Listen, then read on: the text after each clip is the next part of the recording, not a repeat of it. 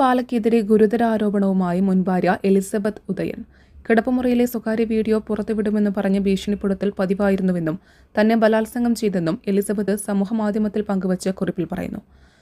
പഴയ സംഭവങ്ങൾ പുറത്തു പറയുമെന്നും കിടപ്പുമുറിയിലെ സ്വകാര്യ വീഡിയോ പുറത്തുവിടുമെന്നും വിഷാദരോഗത്തിന് താൻ ടാബ്ലറ്റുകൾ കഴിച്ചിട്ടുണ്ടെന്നും പറഞ്ഞ അയാൾ എന്നെ ഭീഷണിപ്പെടുത്തിയിരുന്നു.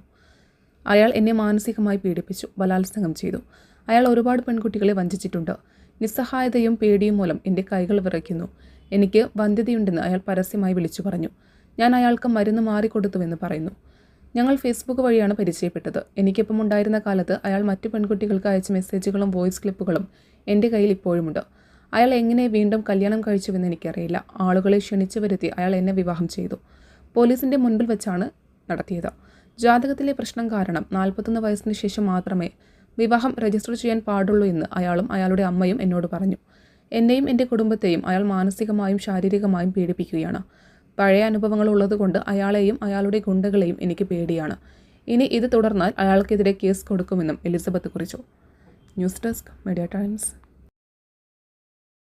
അക്കരയുടെ പൈതൃകം, ഇക്കരയുടെ കൗതുകം. Aldan Arabian Bakes. മനസ്സും വയറും ഒരുപോലെ നിറയ്ക്കാം.